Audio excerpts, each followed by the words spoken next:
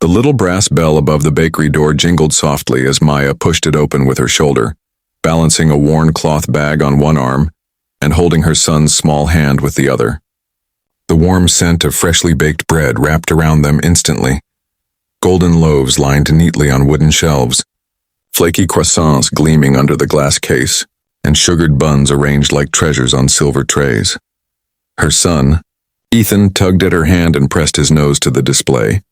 His wide brown eyes shone with longing as he whispered, "Mama, look at the chocolate rolls." Maya's heart pinched. She had already counted the coins in her pocket 3 times on the way here, just enough for one plain loaf, no more. The rent was overdue, her electricity bill waited like a shadow at home, and her purse carried nothing but the last remnants of her wages. Still, she forced a smile and smoothed Ethan's messy hair. "Not today, sweetheart," she murmured, keeping her voice light. "But this bread will taste wonderful. We'll share it with some butter, remember?" She stepped up to the counter, her hand trembling slightly as she placed her coins down. Each clink against the wooden counter sounded louder than it should, echoing her worry. The cashier glanced briefly at the small pile of change, then wordlessly wrapped a single loaf in brown paper. Behind her, someone shifted in line. Maya didn't turn. She was too focused on keeping her shoulders squared, on pretending her purchase was ordinary and not the last thing she could afford that week. The man waiting behind her studied the scene in silence. His suit was pressed, dark and expensive, standing out sharply against the warm, homely bakery.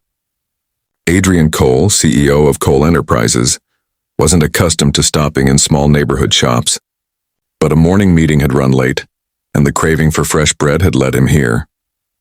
He noticed the way the woman's hand shook as she collected her change, how she folded the paper-wrapped bread against her chest like it was fragile glass. He noticed, too, the little boy's wistful stare at the pastries, his small shoulders drooping when his mother gently steered him toward the door.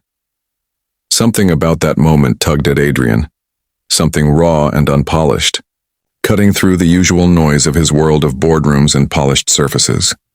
Before Maya could take a step, Adrian's deep voice cut through the quiet hum of the bakery. "Get more," he said firmly, his words directed at the cashier but his gaze fixed on her. Maya froze, her back stiffening. Slowly she turned, her eyes widening at the tall man in the immaculate suit. She knew his face, who in the city didn't? He was the man from magazine covers, business headlines, whispered conversations about power and wealth. And now he was staring at her with an intensity that made her pulse race. "I'll pay for everything," Adrian added, his tone leaving no room for refusal. The cashier blinked in surprise. Ethan's head whipped around, his eyes lighting up as he looked at his mother, hope flickering where moments ago there had only been disappointment. Maya's throat tightened. Her instinct was to refuse, her pride rising like a shield. But in that instant, all she could hear was her son's quiet gasp of joy. Maya's cheeks burned as if every pair of eyes in the bakery had turned to her. She clutched the loaf tighter against her chest, shaking her head quickly. "That's not necessary," she said, her voice low, edged with both gratitude and embarrassment. "We're fine." Adrian's gaze softened, though his stance didn't waver. He wasn't used to being refused. Most people scrambled to accept even the smallest gesture from him. But this woman's dignity stood taller than her need. "You're not fine," he said quietly, though his voice carried enough weight to hush the small shop. "And no child should leave a bakery hungry." Ethan looked between them, confused.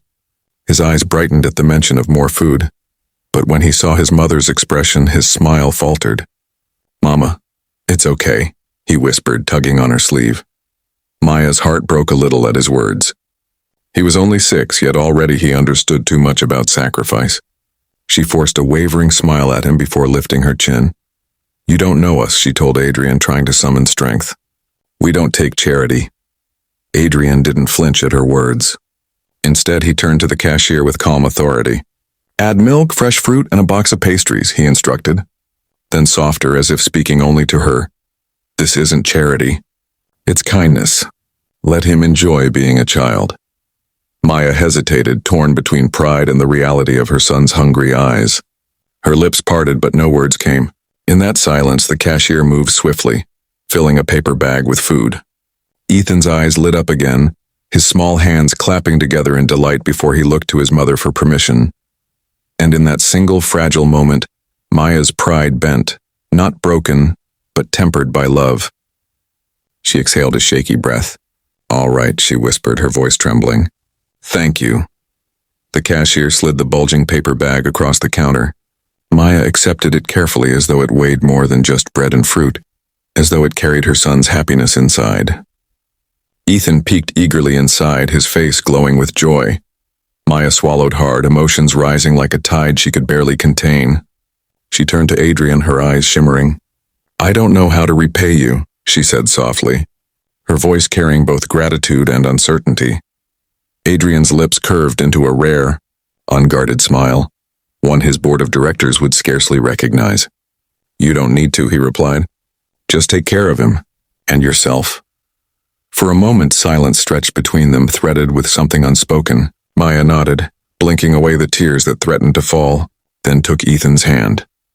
As they stepped out into the morning sunlight, the golden rays spilling across the street, Maya felt something shift inside her.